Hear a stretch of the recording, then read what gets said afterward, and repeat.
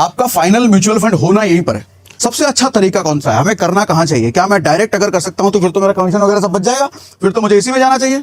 लोग पूछते हैं कि सर 20 साल 25 साल 30 साल तक कौन जिंदा रहेगा, कौन इतना लंबा करेगा पैसा, कौन इतना लंबा देखेगा।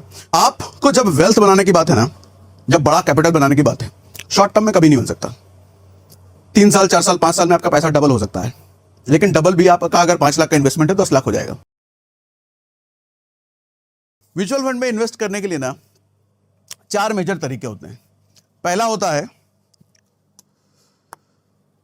है जी, ये आप हो और आप किसी एएमसी में डायरेक्ट इन्वेस्ट कर सकते हो। एएमसी क्या होता है? वो म्यूचुअल फंड वाली कंपनी, वो एसबीआई की कंपनी हो सकती है, वो एचडीएफसी का हो सकता है, वो निपॉन का हो सकता है, वो टाटा का हो सकता है। जितने सारे म्यूचुअल फंड वाली कंपनी है जहां पर आपका पैसा जाता है उसको हम कहते हैं एएमसी, एसेट मैनेजमेंट कंपनी या फंड हाउस। आप चाहो तो उसमें डायरेक्टली इन्वेस्ट कर सकते हो। सबके अपने अपने वेबसाइट है। एसबीआई की वेबसाइट पे जाओ, एसबीआई म्यूचुअल फंड के, वहां कोई भी म्यूचुअल फंड चुनो, आप कर सकते हो। लेकिन दिक्कत क्या है, चैलेंज क्या है, बात करेंगे अभी। दूसरा एक और तरीका होता है कि आप डायरेक्ट नहीं, ब्रोकर ऐप के जरिए जाओ। ब्रोकर ऐप क्या होता है?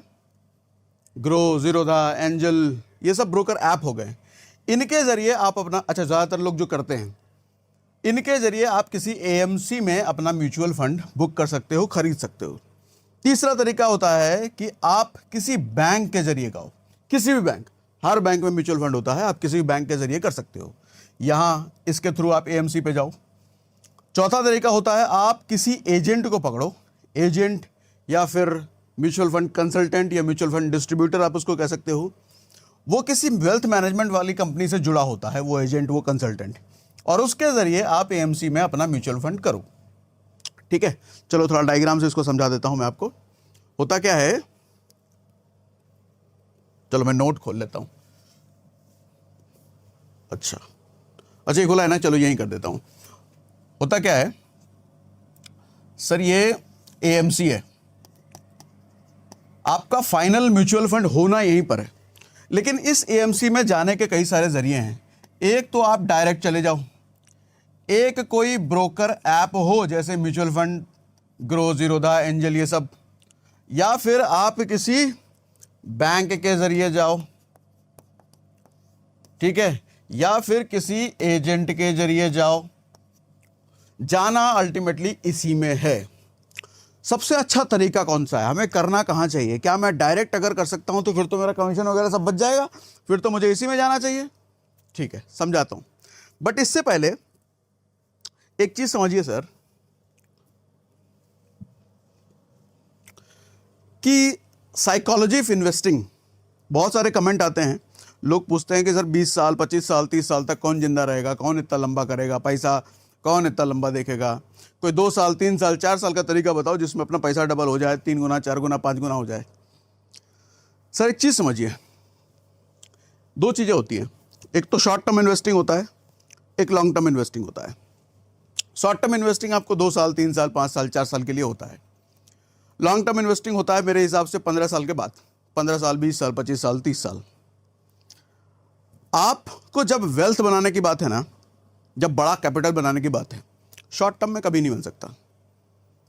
3 साल 4 साल 5 साल में आपका पैसा डबल हो सकता है, लेकिन डबल भी आपका अगर 5 लाख का इन्वेस्टमेंट है 10 लाख हो जाएगा, 10 लाख का इन्वेस्टमेंट है 20 लाख हो सकता है, 20 का इन्वेस्टमेंट है 40 हो सकता है। लेकिन आपका 5 लाख का इन्वेस्टमेंट 5 करोड़ या 10 करोड़ या 20 करोड़ नहीं हो सकता कुछ भी करके शॉर्ट टाइम में। इसके लिए समय देना पड़ेगा, इसके लिए कंपाउंडिंग का इस्तेमाल होगा, और कंपाउंडिंग समय मांगता है, एक बड़ा हॉरिजन मांगता है, कम से कम 20 साल 25 साल 30 साल। देखिए, इन्वेस्टिंग का पर्पस अपने रोज के खर्चे पूरे करना कभी नहीं होता है। इन्वेस्टिंग का पर्पस होता है लॉन्ग टर्म में, जब कल को हो सकता है पैसे की दिक्कत आए या पैसे की बड़ी ज़रूरत आए किसी पर्पस को पूरा करने के लिए, उस वक्त वो बड़ा वेल्थ आपके काम आए। इसलिए मैं आपको सजेस्ट करूंगा, इन्वेस्टिंग की आदत बना लो, अपनी लाइफस्टाइल में इसको ऐड कर लो। जब भी थोड़ा बहुत पैसा बचे उसको इन्वेस्ट करने की आदत डाल लो। अब हम बात कर रहे थे ये 4 तरीकों का। अब जरा ध्यान से डिफरेंस समझिए सर, क्या क्या होता है, क्योंकि म्यूचुअल फंड कुछ महीनों या कुछ सालों के लिए नहीं, बड़े ज़्यादा सालों के लिए कर रहे हो तो डिफरेंस समझना जरूरी है। कहाँ से करें सर? अगर आप डायरेक्ट एएमसी में करते हो, कहाँ गया ये, हाँ, अगर आप डायरेक्ट एएमसी में करते हो, म्यूचुअल फंड वाली कंपनी, तो आपको किसी तरह का कंसल्टेशन नहीं मिलता। कुछ पूछना है, कुछ समझ नहीं आ रहा, मैंने सही फंड में किया कि नहीं किया, फंड बंद कर दूं, दूसरे फंड में चला जाऊं क्या, ऐसा पूछने का आपको कोई अवसर नहीं है। आप ज़्यादा से ज़्यादा कस्टमर केयर से बात कर सकते हो, लेकिन कस्टमर केयर आपको इन सब चीज़ों में हेल्प नहीं करता है। एक्सपेंस रेशियो ज़्यादा होता है कंपेरेटिवली। आप इसको कुछ इस तरीके से समझो, आपको कोई इंश्योरेंस खरीदना है और आप डायरेक्ट कंपनी की वेबसाइट पे जाके इंश्योरेंस खरीदो, या फिर किसी एजेंट के जरिए आप उन इंश्योरेंस कंपनी तक जाओ, तो एजेंट हो सकता है अपने कमीशन में से कुछ डिस्काउंट आपको दे दे, तो इंश्योरेंस आपको सस्ता पड़ जाएगा। ठीक इसी तरीके से आप डायरेक्ट एएमसी में जाके अगर म्यूचुअल फंड खरीदते हो, सर एक्सपेंस रेशियो ज़्यादा लगता है आपको, ठीक है, मतलब 1% 1.5% हो सकता है ज़्यादा लगे। अच्छा, कोई हेल्प चाहिए तो आप सीधा कस्टमर केयर को अप्रोच कर सकते हो। कंपैरिजन ऑप्शन नहीं होता। कंपैरिजन ऑप्शन कहने का मतलब, आप अगर एसबीआई की वेबसाइट पे जाओ तो आपको सिर्फ एसबीआई के फंड दिखेंगे, एचडीएफसी पे जाओ सिर्फ एचडीएफसी पे दिखेंगे। लेकिन क्या कोई ऐसा तरीका जहां एचडीएफसी के फंड दिख रहे हैं, एसबीआई के भी दिख रहे हैं, बाकियों के भी दिख रहे हैं? ऐसा नहीं होगा। जिसकी वेबसाइट पे जाओगे एक ही कंपनी के अलग अलग फंड दिखेंगे। अच्छा, प्लान जो ये आपको देंगे सर डायरेक्ट प्लान होगा। डायरेक्ट प्लान कहने का मतलब, दो तरह के म्यूचुअल फंड होते हैं, एक डायरेक्ट प्लान होता है, एक रेगुलर फंड होता है। डायरेक्ट फंड में आपका एक्सपेंस रेशियो 1-1.5% कम लगता है, रेगुलर फंड में 1-1.5% ज़्यादा लगता है, ठीक है। अच्छा, अगर आप ब्रोकर ऐप के जरिए जाते हो तो कंसल्टेशन किसी तरह के यहाँ भी नहीं है।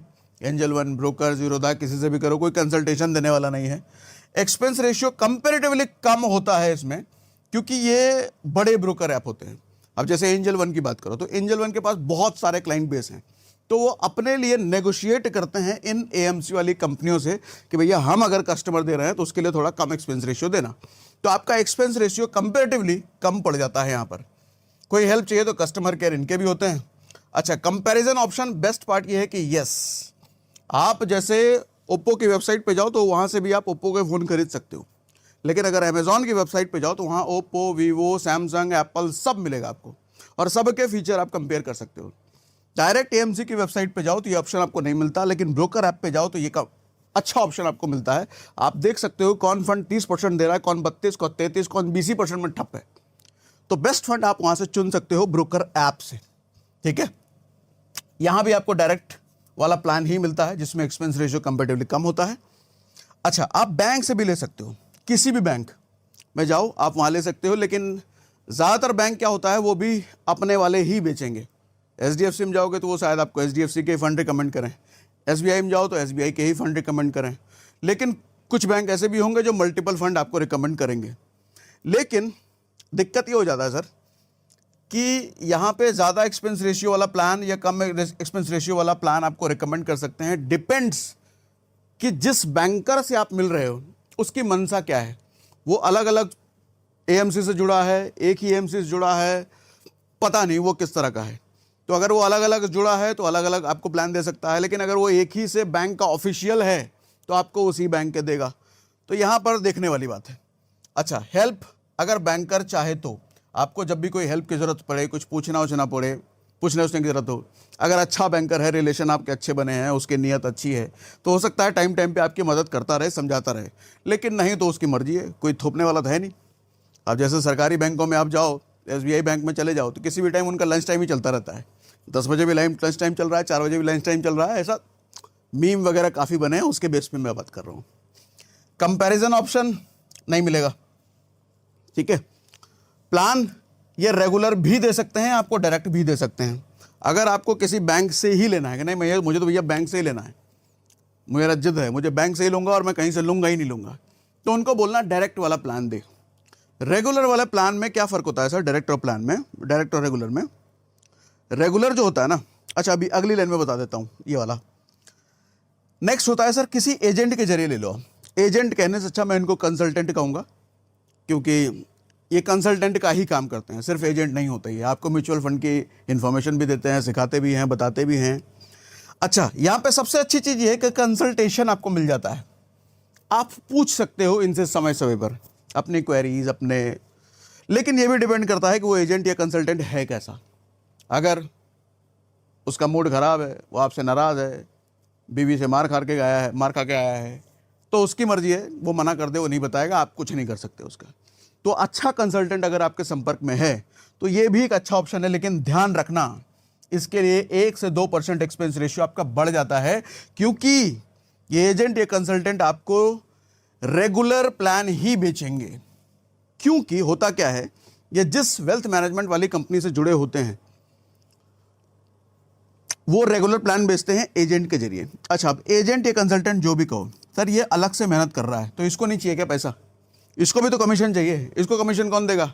हमारे वाले पैसे से तो जाएगा। तो इसीलिए हमारा एक्सपेंस रेशियो इसमें बढ़ता है, ताकि वो पैसा थोड़ा इनको भी मिल सके। बदले में इनका काम है कंसल्टेशन देना, हेल्प करना, बताना, अगर ये चाहें तो। नहीं चाहें तो नहीं भी बता सकते हैं, इनका कुछ आप कर नहीं सकते, ठीक है। अच्छा, हेल्प, कोई दिक्कत हो, कोई हेल्प चाहिए तो कंसल्टेंट आपकी हेल्प कर सकता है। फंड से पैसा निकालना है, फंड काम नहीं कर रहा, कुछ दिक्कत आ गई या किसी तरह का, अगर कंसल्टेंट चाहे तो वही आपकी हेल्प कर सकता है, आपको कस्टमर केयर में जाने की जरूरत नहीं पड़ती। कंपैरिजन ऑप्शन, अगर कंसल्टेंट चाहे तो वो आपको दिखा सकता है, कंपेयर कर सकता है, अगर उसके मदद करने की नियति है तो वो करा सकता है, लेकिन नहीं है तो नहीं भी हो सकता है। प्लान आपको यहाँ सिर्फ रेगुलर मिलेगा, क्योंकि डायरेक्ट देंगे तो इनका नुकसान है। डायरेक्ट प्लान आपको ये नहीं देंगे, क्योंकि डायरेक्ट प्लान देंगे तो इनका कमीशन कट जाएगा भैया, इनका कमीशन सिर्फ रेगुलर में ही है, ठीक है। तो ये मेजर डिफरेंस है, आपको कहाँ से लेना चाहिए। अब आप अपना अपना कंफर्ट लेवल देख लो कि कहाँ से आपको लेना चाहिए। कुछ सवाल अगर मन में आ रहा है तो कमेंट बॉक्स में लिख दीजिए।